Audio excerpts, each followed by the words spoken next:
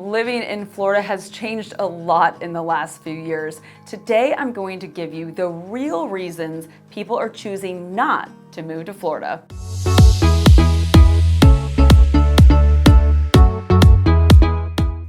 Hey everybody, Melanie Atkinson here, Realtor with Smith & Associates in beautiful Tampa, Florida. One of the most viewed episodes on my channel was one I did a few years ago called The Worst Things About Living in Florida. I absolutely love that episode. There was a lot of great information in there, so definitely go watch it. I present the worst things in kind of a tongue-in-cheek way because honestly, the worst things weren't that bad back then. Since the Great Migration and the huge rise in population that we have seen, our problems here in Florida are at a different level now. Keep in mind that my entire job and livelihood is to help people move to the Tampa area in Florida. So why would I do an episode where I'm essentially giving you reasons not to move here? Well, that's because moving is a really big deal, and I want anyone who's getting information from me to know exactly what they're getting into. So let's do this. The number one issue that we will be talking about is housing affordability. In December of 2019, the average sales price for all types of homes in the entire state of Florida was about $331,000. At the end of August 2023, the average sales price for the whole state was $526,000. That is a 59% increase in 3.5 years. And it gets worse when you start looking at certain individual counties. For example, my county, Hillsborough County, where Tampa is at, had a 74% average sales price increase when you compare December of 2019 to August of 2023. Sarasota County, just south of us, had a 65% increase, and Miami-Dade had a 70% increase. Those numbers are scary, but keep in mind that not all areas in Florida went up that much. Some were below the state average. For example, Duval County, where Jacksonville is, went up 49% in average price, and Orange County, where Orlando is, went up about 56%. As we all know, housing prices went up nationally over the last couple years, about 46%. So yes, Florida's housing cost increase outpaced the national average by 13%, but that makes sense because so many people were moving here and we had a terrible inventory crunch. The thing about housing affordability is that it isn't a huge problem for a lot of the people that have moved here or have owned houses here for a long time. So many of our new residents moved here from more expensive states, and they had equity from a previous house sale that they used to buy a great home in Florida. Or if you've owned a house in Florida for 20 years, your payment is probably pretty low. Housing affordability is a big problem for people that are trying to get into the housing market as first-time homebuyers or people that are paying expensive rents. Salaries have not kept up with the increase of housing and rent prices. Again, this is not just a Florida problem, but because our housing prices have gone up so much so fast, there are a lot of people that got squeezed out. Remember that not too long ago, Florida housing was considered pretty cheap. What you need to know is that it's not cheap anymore. It still might be cheaper from where you're coming from, but good houses in the most desirable cities in Florida are expensive. The good news is that there are still bargains to be found. You may just have to live in an area that's farther away from the cities, which honestly sounds blissful sometimes. The number two real reason you don't want to move to Florida is utility costs. This has been a huge topic of conversation this year with every person I know, regardless of how much money they have. I have never talked about my electric bill as much as I have this year. The difference in my monthly bill is astonishing.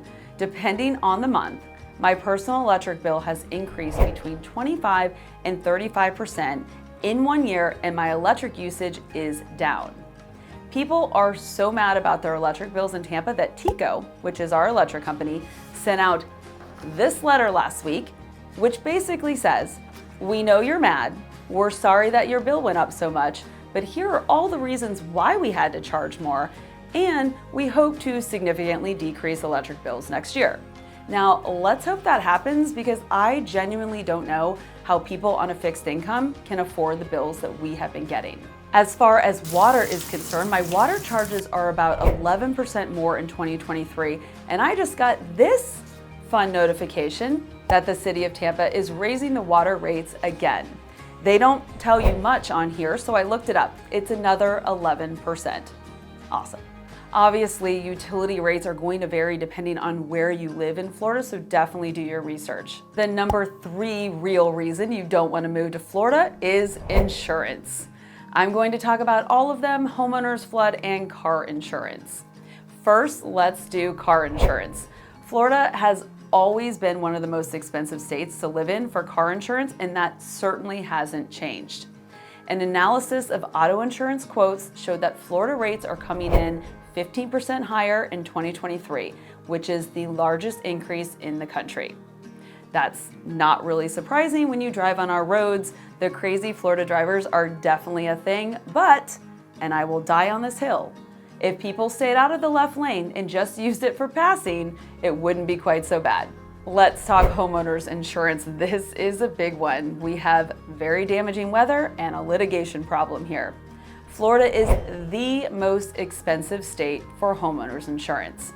On average, premiums increased in 2022 around 33%, and increases in 2023 could be as high as 40%. These increases hit the most vulnerable people the most, and it also increases rent prices.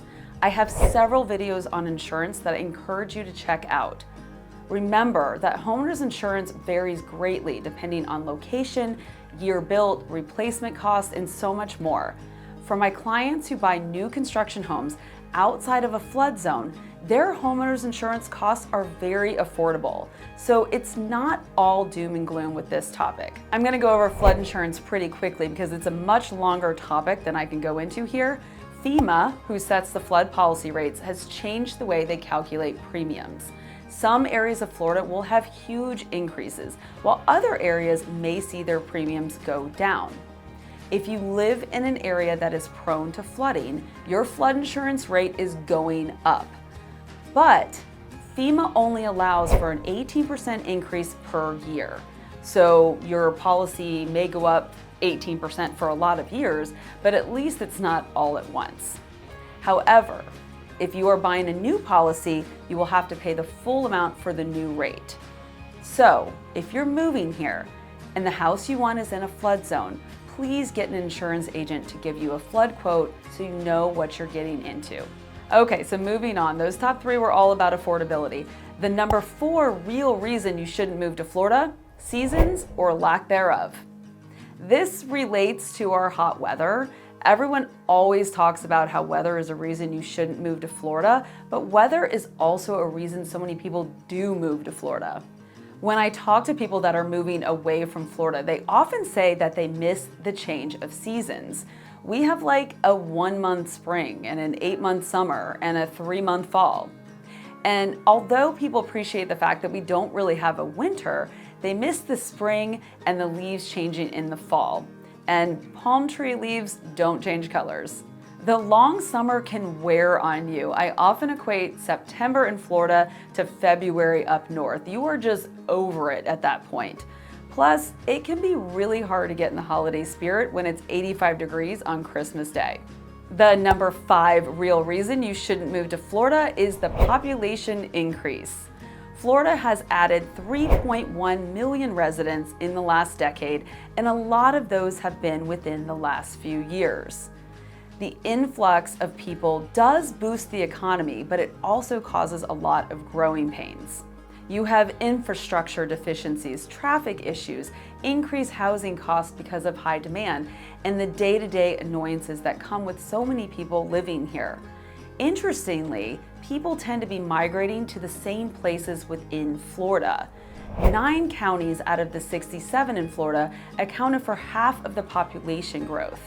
You'll notice that these counties tend to be near our largest cities: Miami, Orlando, Tampa, and Jacksonville. So if you decide you want to move to Florida but want to avoid all the people, you may want to look into the Panhandle.